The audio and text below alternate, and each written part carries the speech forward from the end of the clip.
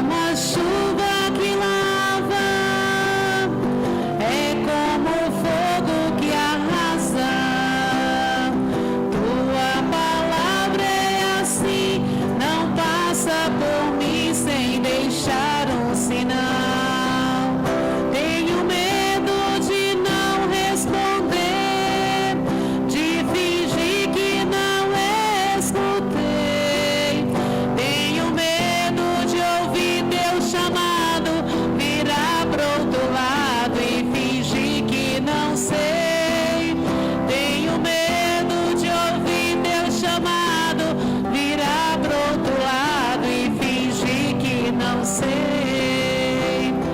É como a chuva que lava, é como o fogo que arrasa. Tua palavra é assim, não passa por mim sem deixar um sinal.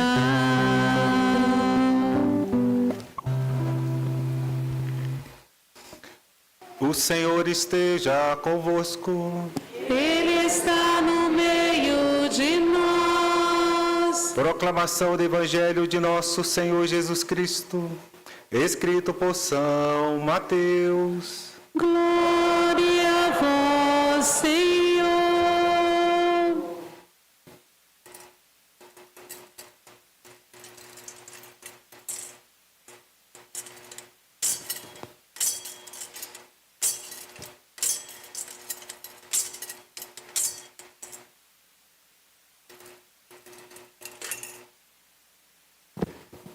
Naquele tempo, Jesus contou esta parábola a seus discípulos. O reino dos céus é como a história do patrão que saiu de madrugada para contratar trabalhadores para a sua vinha. Combinou com os trabalhadores 1 moeda de prata por dia e os mandou para a vinha. Às 9 horas da manhã, o patrão saiu de novo. Viu outros que estavam na praça, desocupados, e lhes disse: Ide também vós para a minha vinha, e eu vos pagarei o que for justo. E eles foram. O patrão saiu de novo, ao meio-dia e às 3 horas da tarde, e fez a mesma coisa.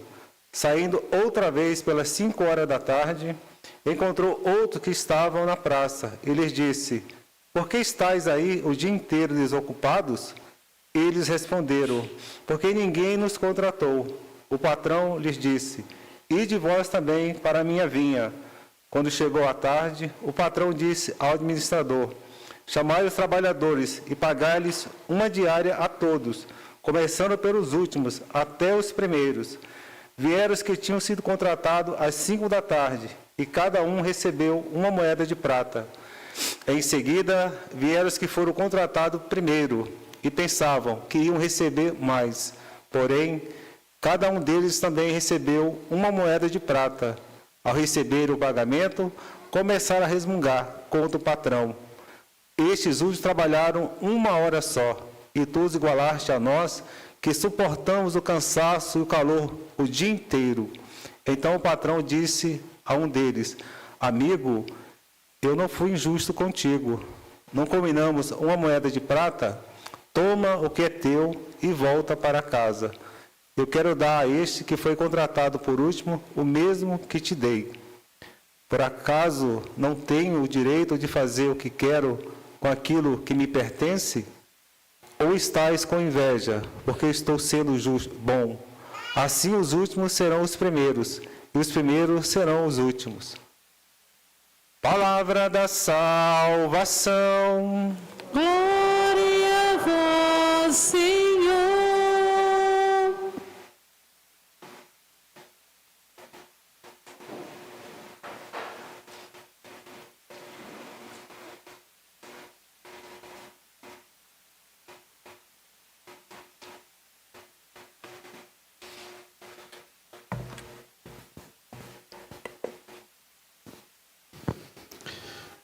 Estimado Padre Marcelino, amado povo de Deus,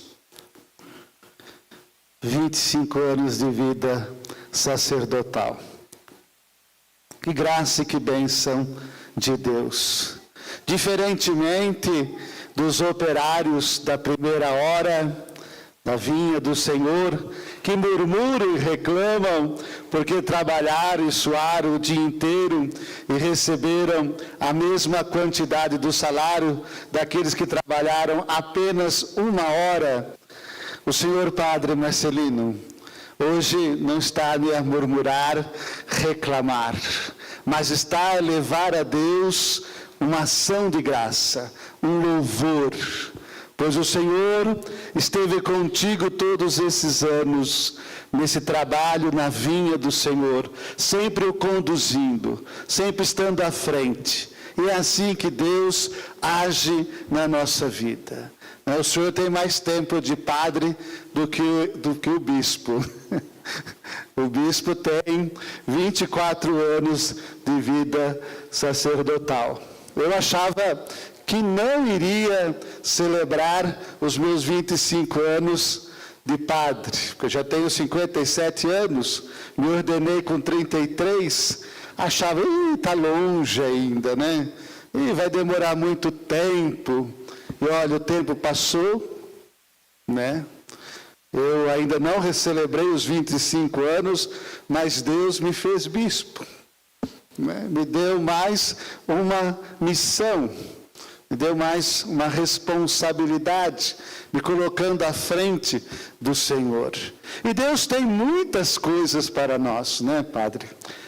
Então se prepare, porque Deus tem muitos planos para conosco. Nós não sabemos aquilo que está no coração, nos pensamentos, nos caminhos de Deus, né? E o texto, a palavra de Deus hoje, inicia bem assim, né? Os meus pensamentos não são os vossos pensamentos. Os meus caminhos não são os vossos caminhos. Os meus pensamentos, os meus caminhos estão além, muito acima dos vossos caminhos, dos vossos pensamentos. E Deus age assim na vida da gente, porque a gente tem uma tendência, né, de querer moldar Deus conforme a gente quer. Deus é Deus, e ninguém aprisiona Deus. Deus não é um contabilista, que sentado à mesa fica lá a registrar aquilo que nós realizamos, de bom e de mal, para depois nos dar aquilo que nós merecemos como prêmio ou como castigo. Deus é amor, Deus é misericórdia, Deus é perdão. E é isso que nós precisamos compreender, porque se nós formos pensar Deus e moldá-lo conforme a nossa mente, o nosso coração, nós vamos correr o risco de sermos injustos com Deus e acusá-lo de injusto, de não estar sendo justo. Com aqueles operários da primeira hora, pensam e imaginam, porque eles trabalharam mais tempo na vinha do Senhor, merece mais do que os outros que trabalharam apenas 1 hora. Então, por isso que a palavra de Deus na profeta Isaías, na primeira leitura, vem nos convocar. Convertei-vos, buscai o Senhor, voltai para Deus, porque Ele é amor, Ele é bondade, Ele é perdão. O profeta insiste com o povo de Israel. Por quê? Porque o povo de Israel foi levado exilado para a Babilônia. Lá no ano 597 a.C., o rei Nabucodonosor leva um punhado de gente para o exílio da Babilônia. O povo continuou rebelde, se rebelando contra o rei da Babilônia.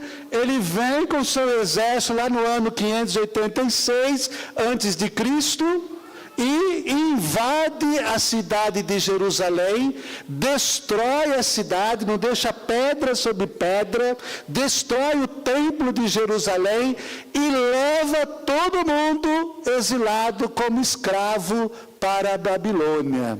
E lá eles permanecem até o ano 538 a.C.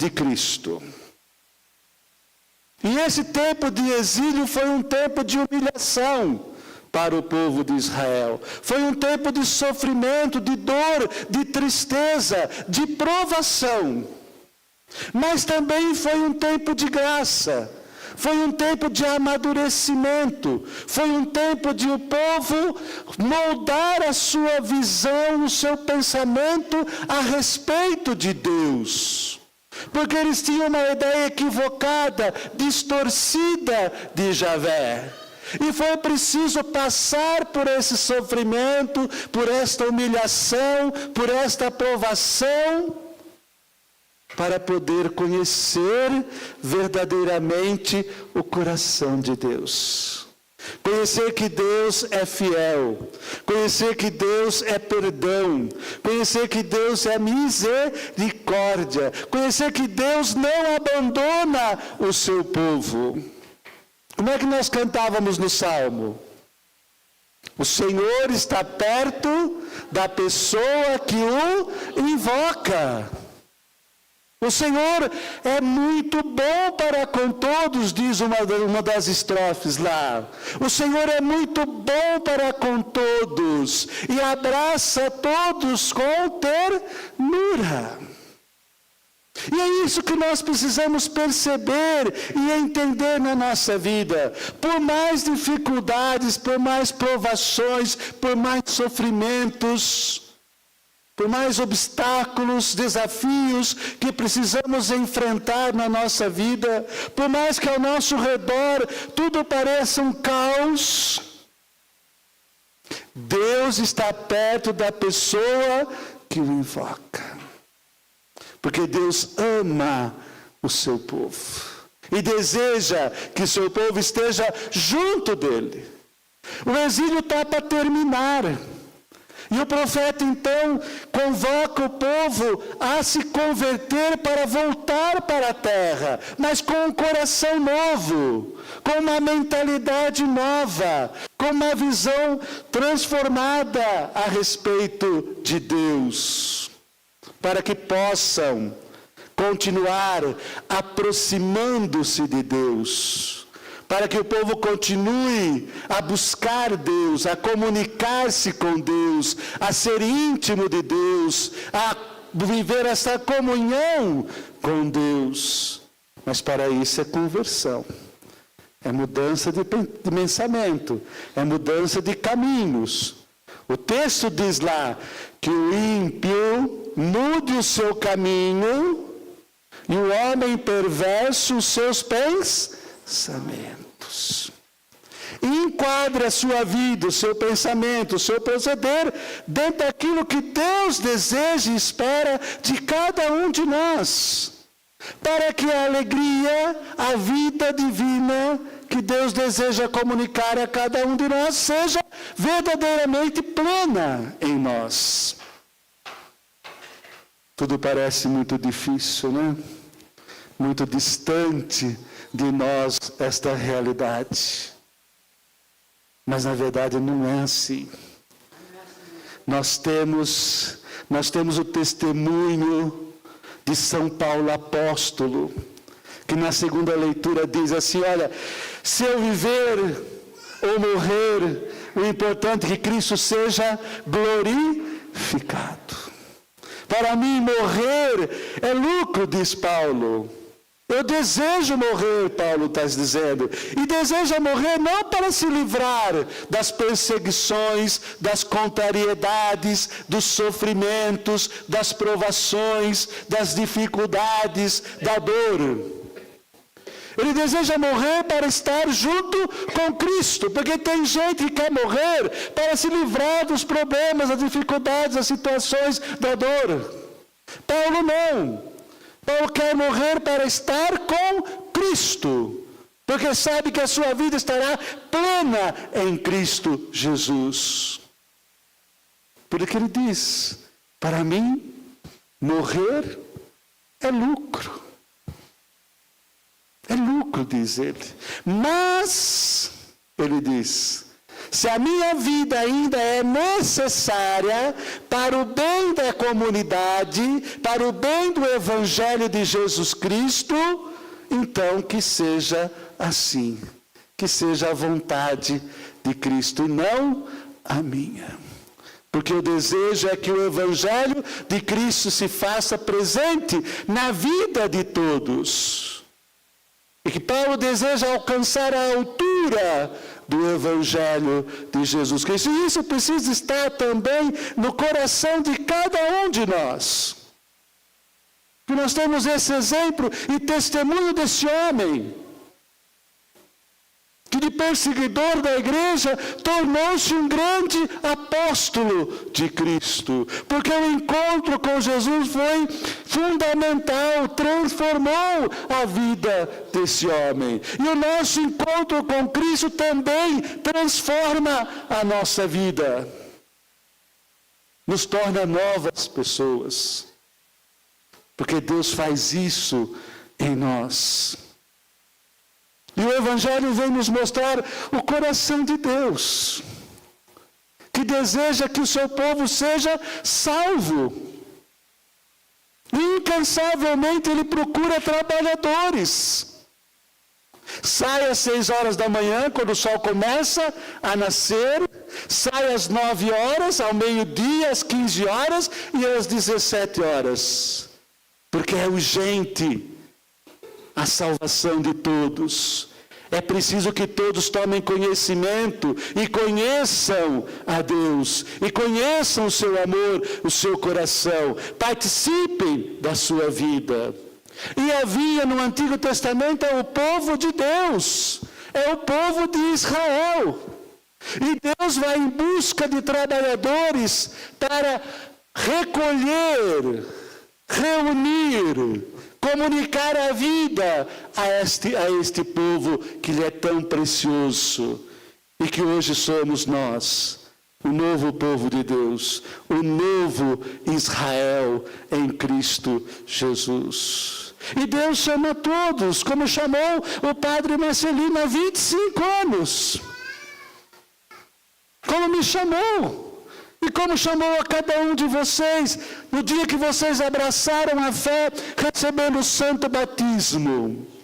E Deus os convocou para trabalhar na sua vinha. Vai lá também você, trabalhar na minha vinha. Deus chama a mim e chama você. E qual é importante? Não é aquilo que nós vamos receber, mas a resposta que nós damos a Deus. Isso que é importante. Os primeiros operários estavam preocupados com aquilo que iam receber. E não daquilo que eles estavam dando, respondendo para o patrão, para Deus. Então não sejamos como os primeiros operários, mas também nem como os últimos. Sejamos aqueles que estão sempre à disposição para responder sim a Deus. Em todos os momentos da nossa vida, todos os dias, Senhor, seja feita a tua vontade, aqui na terra como no céu. Não é assim que nós rezamos? Faça-se presente em nosso meio o teu reino de amor. Então nós vimos aí no Evangelho, eles acusando Deus de injusto, e Deus não foi. E se vocês prestarem atenção, para os primeiros que foram chamados às 6 da manhã, o que Deus disse, o que o patrão disse? Ide trabalhar na minha vinha, e eu vos pagarei uma moeda de prata. Depois, o que foi falado? Eu te pagarei uma moeda de prata? O que disse lá? Aquilo que é justo. E a justiça divina não é a justiça humana. Os meus caminhos não são os vossos caminhos. Os meus pensamentos não são os vossos pensamentos. A justiça de Deus está além. Porque a justiça de Deus é a misericórdia, é o amor. A justiça do homem é punitiva e devolve aquilo que é de direito do outro. A justiça de Deus é amor, misericórdia, ternura, perdão. E uma moeda de prata era o salário de um dia de um trabalhador não especializado. E era o suficiente para ele trazer o sustento, aquilo que era necessário para a sua sobrevivência no seu lar. Quando o patrão dá a todos uma moeda de prata, ele está preocupado em dar aquilo que é necessário para a vida daquele funcionário, daquele empregado. Deus nos dá as graças e as bênçãos para nós, aquilo que é necessário, aquilo que nós precisamos, para mim e para você. E não faz acepção e diferença de ninguém. Então que nosso coração hoje possa, junto com o coração do Padre Marcelino, manifestar a Deus gratidão. Gratidão por aquilo que recebemos dele. Que sejamos o primeiro operário, o segundo ou terceiro da última hora, que não importa. O importa é que nós estejamos na vinha do Senhor, a serviço de Deus. E tudo mais Ele saberá nos conduzir, né? Vejam vocês, o bom ladrão foi operário da última hora. Entrou no paraíso primeiro do que os apóstolos, que caminharam lá com Jesus 3 anos. Ele na última hora, no último momento, o operário da última hora, ele entra no reino dos céus, ele entra no paraíso. Senhor, lembra-te de mim quando estiveres no teu reino. E a resposta de Jesus? Hoje estarás comigo no paraíso. Olha aí, que coisa linda, que coisa bela. É assim o coração do nosso Deus. Ele ama muito a todos. E abraça a todos com ternura. E está perto daqueles que o invocam. Louvado seja nosso Senhor Jesus Cristo.